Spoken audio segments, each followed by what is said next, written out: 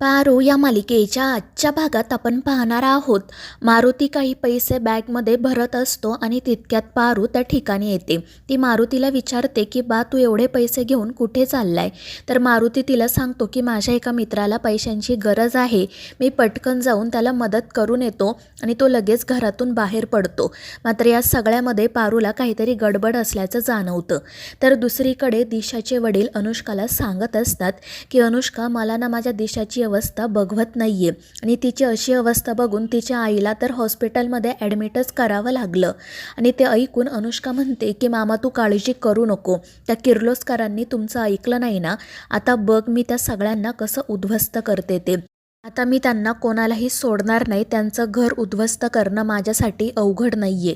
तर दुसरीकडे तो खोटा पंडित मारुतीची वाट बघत बसलेला असतो आणि त्यानंतर जेव्हा मारुती त्या ठिकाणी येतो तेव्हा तो हसतच त्याला सांगतो की मी तुमच्यासाठीच ध्यान लावून बसलो होतो, पण तुम्ही पैसे घेऊन आलात का? त्यावर मारुती म्हणतो की हो, मी 20,000 रुपये आणले आहे, पण मग मला सांगा आता पूजा कधी करायची आणि त्या पूजेसाठी माझ्या मुलीला घेऊन येऊ की नको?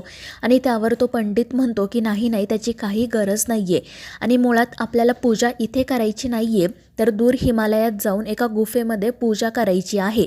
तुम्ही काळजी करू नका, मी सगळं काही व्यवस्थित पार पाडेल. फक्त एक गोष्ट लक्षात ठेवा की याबद्दल कोणालाही काही सांगायचं नाही. आता लवकरच तुमच्या मुलीचा भाग्योदय होणार आहे. आणि ते ऐकून मारुती तर खूपच खुश होतो. तर दुसरीकडे अहिल्या देवीची आरती करत असते. त्यानंतर पारू आणि सावित्रीसुद्धा त्या ठिकाणी येतात. तर पारूचा डावा डोळा फडफडत असतो आणि ते बघून अहिल्या म्हणते की पारू, नक्कीच आज तुझ्या घरात काहीतरी चांगली बातमी येणार आहे. आणि ते ऐकून पारूसुद्धा खुश होते. पण तितक्यात अहिल्यालाच कॉल येतो आणि तिला कॉलवर जे काही कळतं त्यामुळे तर ती खूपच खुश होते. आणि मग पारूला म्हणते की अगं पारू, तुझा डावा डोळा फडफडतोय, मात्र चांगली बातमी तर आमच्या घरात आली आहे. आणि तितक्यात अनुष्कासुद्धा त्या ठिकाणी येते. तर अहिल्या तिच्याकडे बघत म्हणते की माझ्या घरची लक्ष्मी आली, ती आनंदाची बातमी घेऊनच. मात्र ही गोष्ट ऐकून पारूला वाईट वाटतं. त्यानंतर अहिल्या पारूला सांगते की तू घरातील सगळ्यांना हॉलमध्ये एकत्र यायला सांग. त्यामुळे पारू आणि सावित्री खाली जाण्यासाठी निघतात. पण त्यावेळी सावित्री पारूला म्हणत असते की पारू बाळा, इतके दिवस तू या घरात होती तेव्हा ही लक्ष्मी कुठे होती? तुझ्यामुळे या घरात सगळं काही चांगलं होतंय, पण हे सगळं अहिल्या मॅडमला कधी कळणार आहे काय माहीत. मात्र पारू तिला समजावत म्हणते की अगं सावित्री आत्या, घरात चांगलं घडतंय ना, हेच माझ्यासाठी खूप आहे. आणि मग त्यानंतर ती तेथून निघून जाते. त्यानंतर घरातील सगळेजण एकत्र हॉलमध्ये येतात. आदित्य तर खूपच टेन्शनमध्ये असतो. त्यामुळे प्रीतम हसतच म्हणतो की तू काळजी करू नको, तुझं लग्न काही आई लगेच आज लावून देणार नाही. तितक्यात मग अहिल्या आणि अनुष्का त्या ठिकाणी येतात. प्रिया विचारत असते की अहिल्या मॅडम, काय आनंदाची बातमी आहे सांगा ना. त्यावर अहिल्या म्हणते की हो हो सांगते मी, पण त्याआधी तुम्ही मला सांगा की आदित्य तुमच्यासाठी कोण आहे ते. आणि त्यावर प्रीतम म्हणतो की आई, दादा माझ्यासाठी या जगातला सगळ्यात बेस्ट भाऊ आहे. तर श्रीकांत म्हणत असतो की आणि माझ्यासाठी आदित्य एक आदर्श मुलगा आहे, मी त्याचा बाप आहे, या गोष्टीचा मला अभिमान वाटतो. पण हे सगळं काही ऐकून अनुष्का मात्र खूप चिडलेली असते.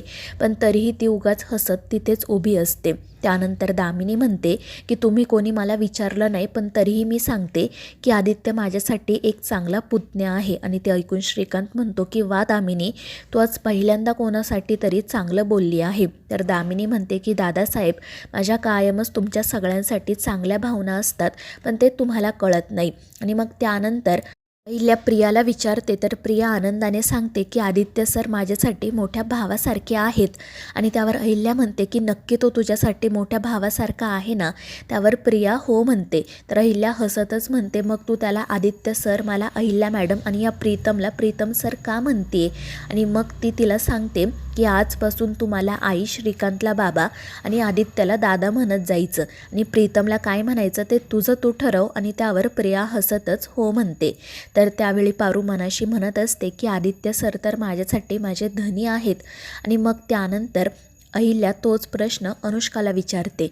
तर अनुष्का सांगते की आदित्य माझ्यासाठी बेस्ट बिझनेसमॅन आहे. आणि मग त्यानंतर अहिल्या सगळ्यांना सांगते की आजपासून आदित्यची या जगासमोर एक नवीन ओळख निर्माण होणार आहे. आणि मग ती सगळ्यांना आनंदाची बातमी देत म्हणते की आदित्यला बेस्ट बिझनेस टायकूनचा अवॉर्ड मिळाला आहे. आणि इतकंच नाही तर आपल्या कंपनीचे सगळे ऑर्गॅनिक प्रोडक्ट पहिल्या 5मध्ये आले आहेत.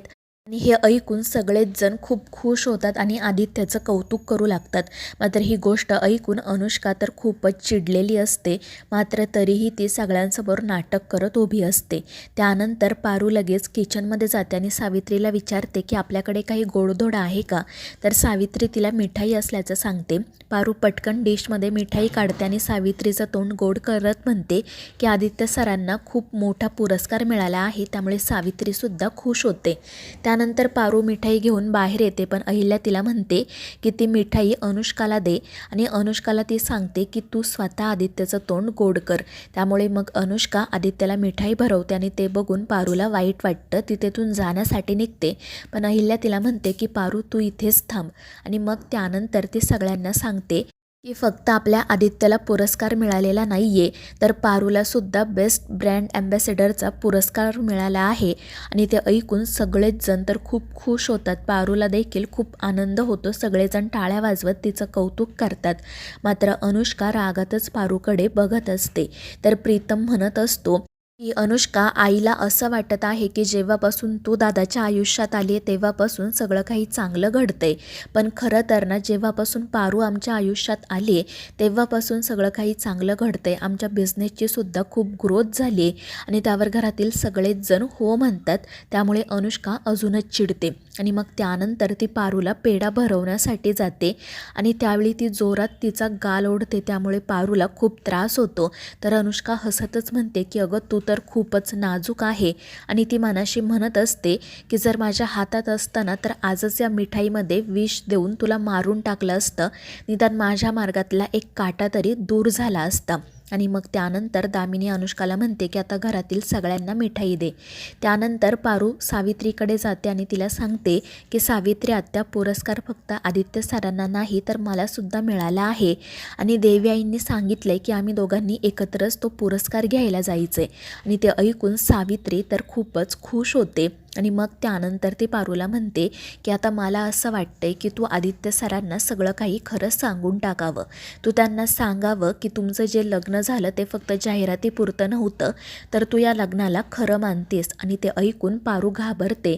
ती म्हणते की नाही सावित्री आत्या, मी हे सगळं नाही बोलू शकत. पण सावित्री तरीही तिला समजावत राहते. ती म्हणत असते की बाळा, तुला आदित्य सरांना हे सगळं सांगावंच लागणार आहे की ते सगळे लग्नातले मंत्र, तुम्ही एकमेकांना दिलेली वचनं, तुझ्या काळातलं हे मंगळसूत्र, सगळं काही खरं आहे. तू आदित्य सरांची बायको आहे आणि त्यांचं आणि त्या अनुष्का मॅडमचं लग्न होण्याआधीच तू त्यांना हे सगळं सांग. तुझ्या हक्कांसाठी उभी राहा. पण त्यावेळी पारू रडतच म्हणत असते की सावित्री आत्या, मी कसं काही आदित्य सरांना जाऊन सांगू की त्या लग्नाला मी खरं मानते, मी त्यांची बायको आहे आणि मला बायकोचं स्थान द्या. मी त्यांना हे कधीच सांगू शकत नाही, कारण हे लग्न फक्त मी मानते ते नाही, त्यामुळे मला लादायचं नाही आहे. आणि तितक्यात दामिनी त्या ठिकाणी येते आणि रागातच पारूला विचारते की काय म्हणतेस ग तू नक्की, तुला काय लादायचं नाही आहे आदित्यवर. आणि ते ऐकून सावित्री आणि पारू घाबरतात.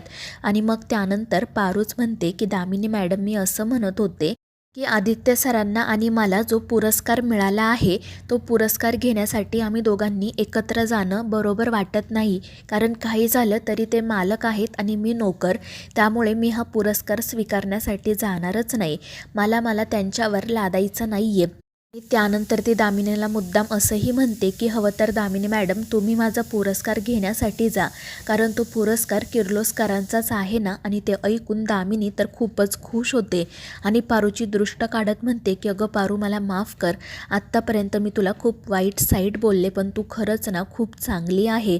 आणि मग ती आनंदाने पुरस्कार घेण्यासाठी तयार होते. तर मित्रांनो, या मालिकेच्या पुढील भागांच्या अपडेटसाठी आपल्या चॅनेलला सबस्क्राईब करा.